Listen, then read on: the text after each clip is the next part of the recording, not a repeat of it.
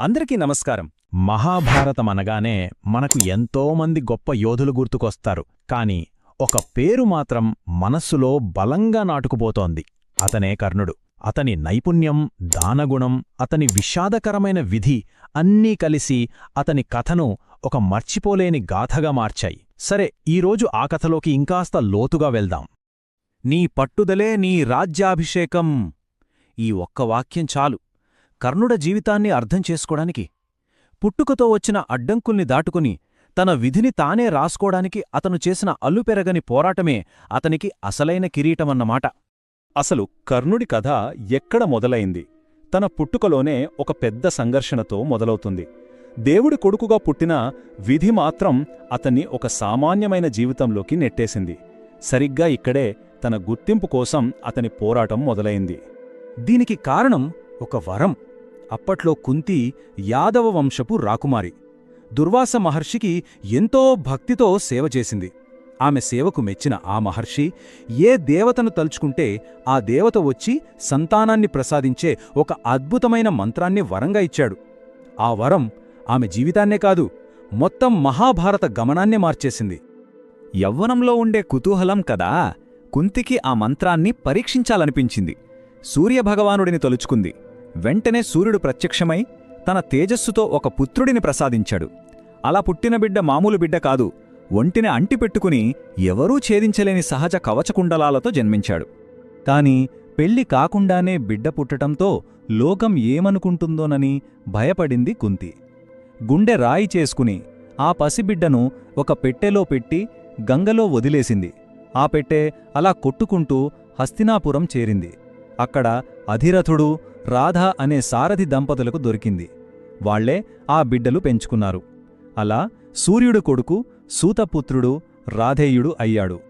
సూతకులంలో పెరిగిన తనలో ఉన్నది క్షత్రియ రక్తం కదా, ప్రపంచంలోనే గొప్ప విలుకాడవ్వాలని, ముఖ్యంగా అర్జునుని మించాలని కలలు కన్నాడు. కాని అతని ప్రయాణం అంత సులువుగా సాగలేదు. దారి మొత్తం ముళ్లబాటే.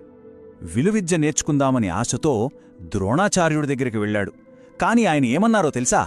సూతపుత్రుడికి క్షత్రియ విద్య నేర్పను అని ముఖం మీదే చెప్పేశారు. ఆ మాటలు కర్ణుడి గుండెలో బలంగా గుచ్చుకున్నాయి.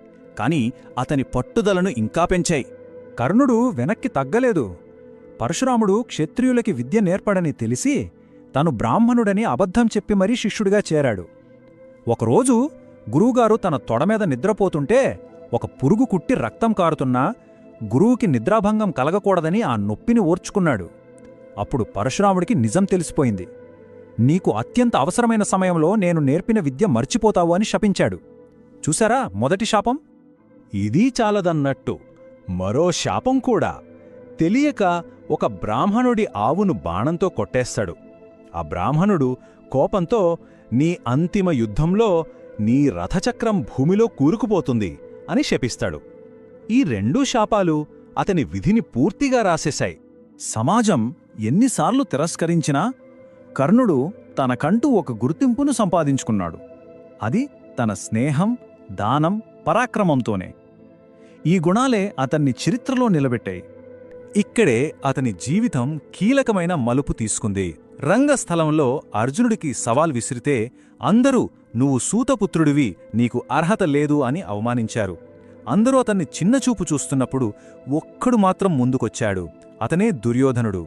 అతను కర్ణుడి చేయి పట్టుకుని, నువ్వు నా మిత్రుడివి, నువ్వు అంగదేశానికి రాజువి అని అక్కడికక్కడే పట్టాభిషేకం చేశాడు. ఆ ఒక్క క్షణం కర్ణుడి జీవితాన్నే మార్చేసిందే. తనకు గౌరవమిచ్చిన దుర్యోధనుడి కోసం ప్రాణమైనా ఇస్తానని నిర్ణయించుకున్నాడు. కర్ణుడి దానగుణం గురించి ఎంత చెప్పినా తక్కువే. అందుకే అతన్ని దానవీర కర్ణుడు అంటారు. ఇంద్రుడు బ్రాహ్మణుడి వేషంలో వచ్చి తన ప్రాణాలకు రక్ష అయిన కవచకుండలాలను దానమడిగితే అవిస్తే తన ప్రాణానికే ముప్పు అని తెలిసినా ఒక్క క్షణం కూడా ఆలోచించకుండా వాటిని తన శరీరం నుంచి కోసి ఇచ్చేశాడు. అంత గొప్ప దాత. కురుక్షేత్ర యుద్ధంలో అతని దగ్గర వసవిశక్తి అనే ఒక అద్భుతమైన ఆయుధం ఉంది. దాన్ని ఒక్కసారే వాడగలడు. దాన్ని తన బద్ధశత్రువైన అర్జునుడి కోసం దాచుకున్నాడు. కాని యుద్ధంలో భీముడి కొడుకైన ఘటోత్కచుడు కౌరవ సైన్యాన్ని నాశనం చేస్తుంటే దుర్యోధనుడి మాట కాదనలేక ఆ అస్త్రాన్ని ఘటోత్కచుడి మీద ప్రయోగించాల్సొచ్చింది. దాంతో అర్జునుడిని ఓడించే ఒకే ఒక్క అవకాశం కూడా చేజారిపోయింది. ఇక యుద్ధం చివరి దశకు వచ్చేసింది. ఇక్కడే కర్ణుడి జీవితంలోని శాపాలు, రహస్యాలు, వాగ్దానాలు అన్నీ ఒకేసారి తన ముందుకొచ్చి నిలబడ్డాయి. అతని చివరి ఘట్టానికి రంగం సిద్ధమైంది. యుద్ధం మధ్యలో ఒకరోజు ఉదయం గంగానది ఒడ్డున కుంతీదేవి వచ్చి ఒక నిజాన్ని చెప్పింది. కర్ణ, నువ్వు సూతపుత్రుడివి కాదు, నువ్వు నా మొదటి కొడుకువి, పాండవులు నీ తమ్ముళ్ళు. ఈ మాటలు విన్న కర్ణుడి ప్రపంచం తలకిందులైపోయింది. ఇప్పుడు ఆలోచించండి, తన ముందు 2 దారులు. ఒకటి, తనని జీవితాంతం అవమానించిన రక్త సంబంధం. రెండోది, తనకు సర్వస్వమిచ్చిన స్నేహం. కర్ణుడు ఏం చేసి ఉంటాడు? కర్ణుడు తన తల్లితో చాలా నెమ్మదిగా చెప్పాడు, అమ్మా, ఈ నిజం చెప్పడానికి చాలా ఆలస్యమైంది. నేను నా మిత్రుడికి ద్రోహం చేయలేను, కాని నీకొక మాట ఇస్తున్నా. యుద్ధం ముగిశాక నీకు 5 కొడుకులుంటారు. నేను, అర్జునుడు, మాల ఒక్కరం మాత్రమే బ్రతుకుంటాం. ఇక చివరి యుద్ధం అర్జునుడితో. అప్పుడే ఆ శాపాలన్నీ పనిచేయడం మొదలుపెట్టాయి. బ్రాహ్మణుడి శాపం వల్ల రథచక్రం భూమిలో కూరుకుపోయింది.